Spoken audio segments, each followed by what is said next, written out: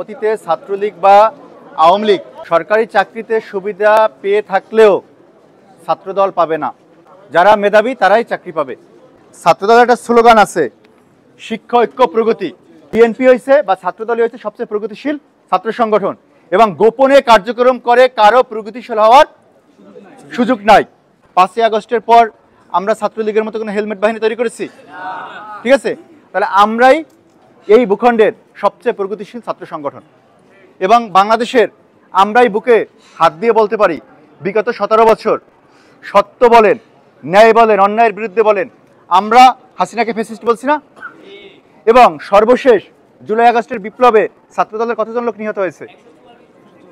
144 জন এবং বিএনপির কত?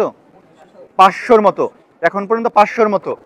এবং বাংলাদেশের কোনো রাজনৈতিক দল বা ছাত্র সংগঠন এই সংখ্যা প্রকাশ করতে পারছে? কোনো ছাত্র সংগঠন যদি গোপনে কার্যক্রম চালায় সে কি প্রগতিশীল হইতে পারে? কোনো সুযোগ থাকে? তাহলে প্রগতিশীল ছাত্র সংগঠন বাংলাদেশ জাতীয়তাবাদী ছাত্রদল। কেন সেটা বুঝছেন? পৃথিবীতে বহু কিছু বলবে, বামরা, অনেকে বলছিল না বামরা পড়াশোনা করে, ছাত্রদল করলে পড়াশোনা না। বামদের কাছে প্রগতিশীলতার শুনবেন, সংজ্ঞা শুনবেন। বামদের কাছে প্রগতিশীলতার সংজ্ঞা হয়েছে, আমি যেমন খুশি তেমন সাজবো, আরেকজনের বোরকা পরলে সমস্যা। আমি যেমন খুশি তেমন সাজবো, আরেকজনের টুপি পরলে সমস্যা। আমি যেমন খুশি তেমন সাজবো, আরেকজনে নামাজ পড়লে সমস্যা।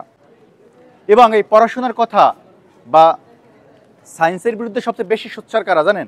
মানে সায়েন্সের কথা সবচেয়ে বেশি বলে কারা জানেন? কলা ভবনের বেশ কিছু লোকজন।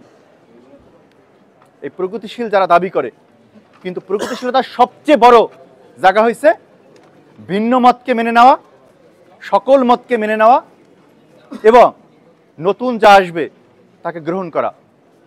এটা হচ্ছে প্রগতিশীল সবচেয়ে বড় জায়গা।